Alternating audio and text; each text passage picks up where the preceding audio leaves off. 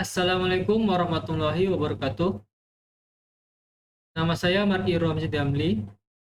Pada video kali ini merupakan video lanjutan dari video sebelumnya mengenai algoritma penjadwalan proses CPU dalam sistem operasi. Di mana kali ini saya akan membahas tentang algoritma priority scheduling dan round robin. Algoritma priority scheduling ini terbagi menjadi dua, ada yang preemptive dan non-preemptive. Sedangkan untuk round robin juga terbagi menjadi dua, ada round robin FCFS dan round robin preemptive non-preemptive. Langsung saja kita masuk yang pertama, priority scheduling yang non-preemptive. Setiap proses akan diberi prioritas, di mana prioritas yang sama akan dijalankan berdasarkan FCFS atau first come first serve, di mana priority dapat diputuskan berdasarkan persyaratan memori.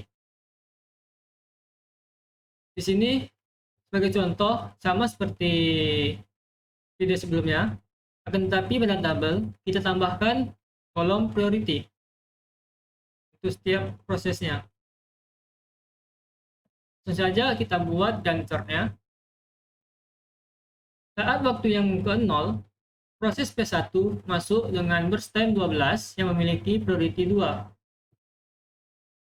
Lalu pada waktu yang kedua, proses P2 masuk dengan burst time 8 dan priority-nya 2.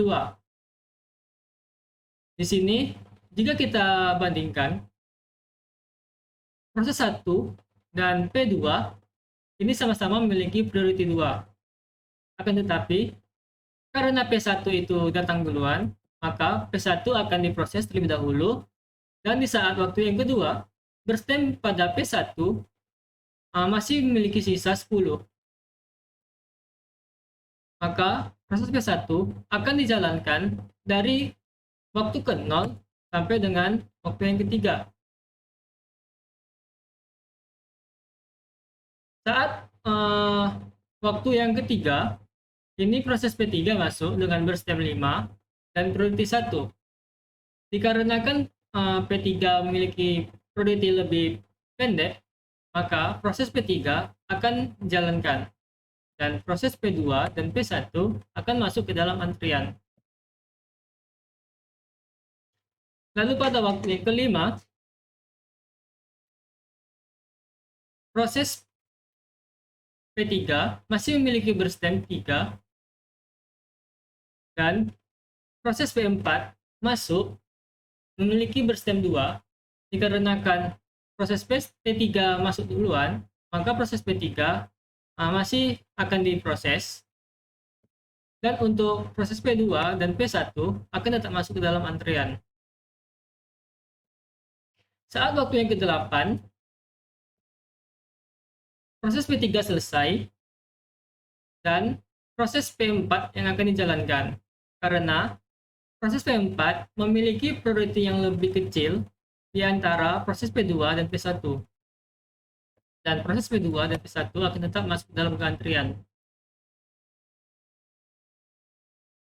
Saat waktu yang ke-9, proses P4 masih memiliki sisa burst time 1 dan proses P5 masuk dengan burst time 1 yang memiliki priority 2.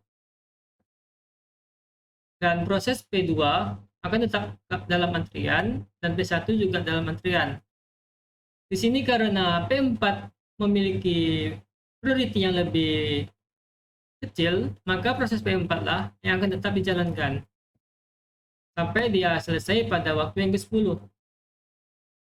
Nah, maka proses P1 akan diproses karena proses 1 lah yang datang pertama. Dan proses P5, P2 akan masuk ke dalam antrian, dan P1 akan diproses sampai waktu yang ke-19. Dan pada waktu ke-19, proses P2 yang akan diproses. Dan P5 akan tetap dalam antrian, dan proses P2 akan selesai pada waktu yang ke-27, dan proses P5 lah yang akan dijalankan selanjutnya sampai waktu yang ke-28. Selanjutnya kita akan menghitung waktu tunggu dari setiap proses, di mana untuk proses P1 itu dia dijalankan pada waktu yang ke-10 sampai selesai, dan dikurangin waktu saat dia masuk ke dalam antrian, yaitu pada waktu yang ketiga. Dan untuk P2, dia dijalankan pada waktu yang ke-19 dan masuk dalam antrian pada waktu yang kedua. Lalu pada proses P3, dia tidak memiliki waktu tunggu dikarenakan proses P3 langsung diselesaikan sampai selesai. Dan untuk proses P4, dia dijalankan sampai selesai itu pada waktu yang ke-8 dan masuk ke dalam antrian itu pada waktu yang ke-5. Dan pada proses P5 itu dia dijalankan pada waktu yang ke-27 dan masuk ke dalam antrian pada waktu yang ke-9. Jika kita selisihkan setiap waktu dijalankan dan waktu masuk dalam antrian, maka P1 memiliki waktu tunggu 7, P2 17, P3 0, P4 3, P5 18. Dan kita jumlahkan, itu berjumlah 45. Kita dapat menghitung rata-rata waktu tunggu dengan membagi jumlah waktu tunggu per banyaknya proses yang terjadi. Maka 45 dibagi 5 akan menghasilkan 9 satuan waktu. Oke, selanjutnya adalah priority scheduling yang primitif. Setiap proses diberi prioritas, di mana prioritas yang sama dijalankan berdasarkan FCFS. Priority yang diputuskan berdasarkan persyaratan memori, waktu, dan sumber daya lainnya. Di sini contohnya pada tabelnya sama seperti yang non-primitif.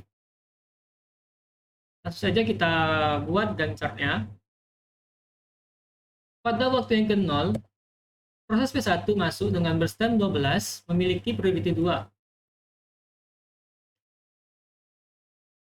Maka proses P1 akan dijalankan sampai waktu yang kedua, dan pada waktu yang kedua ini proses P2 masuk dengan berstem 8 memiliki priority 2. Dan P1 masuk ke dalam antrian yang masih memiliki sisa berstem 10, dan proses P2 dijalankan sampai dengan waktu yang ketiga. Dan proses P3 masuk dengan berstem 5 yang memiliki priority 1. Dan untuk proses P2 masuk ke dalam antrian yang memiliki sisa berstemnya 7, dan P1 tetap masuk ke dalam antrian. Dan proses P3 dijalankan sampai dengan waktu yang kelima, dan proses P4 masuk dengan berstem 2 dengan priority 1, dan untuk proses P3 akan masuk ke dalam antrian, begitu juga untuk P2 dan P1. Di sini P4 lah yang akan dijalankan karena dialah yang memiliki berstem yang paling sedikit. Maka proses P4 akan dijalankan sampai dengan waktu ke-7. Pada waktu ke-7 ini, maka proses P3 yang akan dijalankan. Karena di antara P3, P2, dan P1, yang memiliki berstem yang paling kecil adalah P3. Dan P2 dan P1 akan tetap masuk di dalam antrian. Maka proses P3 akan dijalankan sampai dengan waktu 9. Dan proses P5 ini masuk dengan berstem 1 yang memiliki priority 2. Sedangkan proses P3 masih memiliki sisa 1. Dan untuk P2 masuk ke dalam antrian, dan P1 masih dalam antrian. Maka P3 akan tetap dijalankan karena dia memiliki berstem yang paling sedikit dan sebelumnya dia telah dijalankan terlebih dahulu. Walaupun proses P5 memiliki berstem yang sama. Maka proses P3 selesai pada waktu yang ke-10, dan proses P5 lah yang akan dijalankan karena proses P5 memiliki berstem yang paling sedikit di antara P5, P2, dan P1. Dan untuk P2 dan P1 akan tetap dalam antrian. Proses P5 akan selesai pada waktu yang ke-11, dan proses P2 lah yang akan dijalankan dengan berstem 7, dan proses P1 akan tetap dalam antrian selesai yang akan dijalankan setelah proses P2 selesai. Proses P2 selesai pada waktu yang ke-18, maka proses P1 lah yang akan dijalankan selanjutnya, yang akan selesai pada waktu 28. Di sini kita dapat menghitung waktu tunggunya setiap proses, di mana untuk P1 dia dijalankan sampai selesai itu pada waktu ke-10 dan masuk ke dalam antrian itu pada waktu yang kedua. Maka waktu tunggu untuk P1 16, dan untuk P2 dia dijalankan pada waktu yang ke-11 dan masuk ke dalam antrian itu pada waktu ketiga. Maka waktu tunggu yang P2 adalah 8. Untuk P3 dia dijalankan pada waktu ke-7 dan masuk ke dalam antrian pada waktu ke-5. Maka waktu tunggu yang dibutuhkan adalah 2. Dan untuk P4 dia tidak memiliki waktu tunggu karena dia langsung dijalankan sampai selesai pada waktu yang ke-5. Dan untuk P5 dia dijalankan sampai selesai pada waktu ke-10 dan masuk ke dalam antrian pada waktu yang ke-9. Maka waktu tunggu pada P5 itu 1. Jika kita jumlahkan waktu tunggu semua proses, dia berjumlah 27.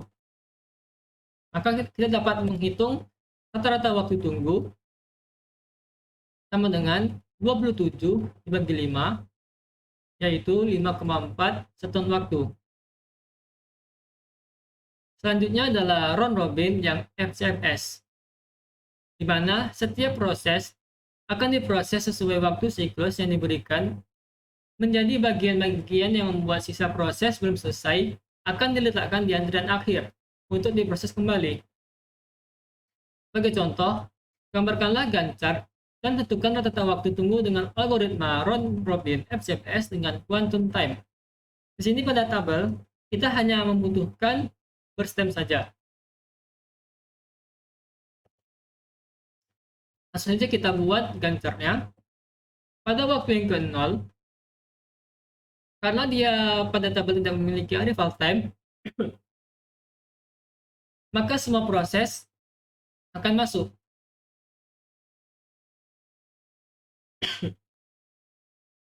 Dan proses P1 akan dijalankan sampai dengan waktu yang ke-5, karena pada soal tadi dia memiliki kuantum 5.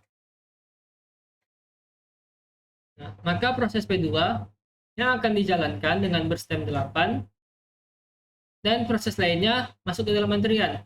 Begitu pula untuk proses P1, dia akan masuk ke dalam antrian dan masih memiliki berstem 7. Dan proses P2 akan dijalankan sampai dengan waktu yang ke-10 dan proses P3 lah yang akan dijalankan. Dan proses P2 akan masuk ke dalam antrian yang masih memiliki berstem 3. Proses P3 akan dijalankan sampai dengan waktu yang ke-15. Tandanya, proses P3 telah selesai dijalankan. Maka proses P4 lah yang selanjutnya akan dijalankan yang memiliki berstem 2. Yang akan selesai pada waktu yang ke-17. Maka selanjutnya yang akan diproses adalah P5 yang memiliki berstem 1, selesai pada waktu ke-18.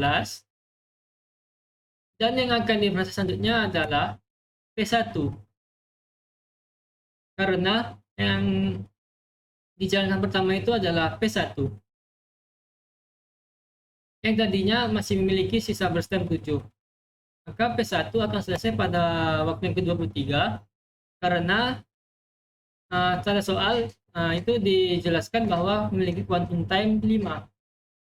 Maka dia dijalankan sampai 23 terlebih dahulu Nah, maka proses P2 lah yang akan dijalankan selanjutnya. Selesai pada waktu yang ke-26. Dan satu yang akan dijalankan sampai dengan waktu yang ke-28. Kita dapat menghitung waktu tunggu untuk P1. Dia dijalankan pada waktu yang ke-0. Lalu dia dijalankan pada waktu yang ke-18. Dan dia masuk ke dalam antrian pada waktu yang ke-5. Lalu dia dijalankan lagi pada waktu ke-26. Dan masuk ke dalam antrian itu pada waktu 23. Maka waktu tunggu pada P1 berjumlah 16. Lalu untuk P2, dia dijalankan pada waktu ke-5 dan ke-23 dan masuk ke dalam antrian pada waktu yang ke-10. Maka waktu tunggu P2 itu 18. Dan untuk P3, dia tidak memiliki waktu tunggu karena langsung diselesaikan. Begitu pula untuk P4, P5.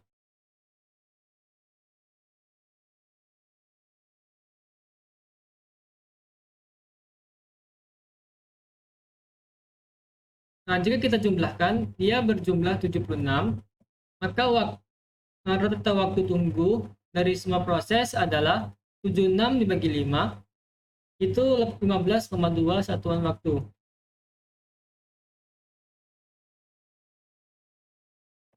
Oke, selanjutnya round robin, preemptive, non-preemptive. Setiap proses akan diproses sesuai waktu siklus yang diberikan menjadi bagian yang membuat sisa proses belum proses akan diletakkan di antara akhir untuk diproses kembali. Proses dipilih untuk diproses adalah yang memiliki berstem yang paling pendek. Ini contohnya sama seperti yang sebelumnya.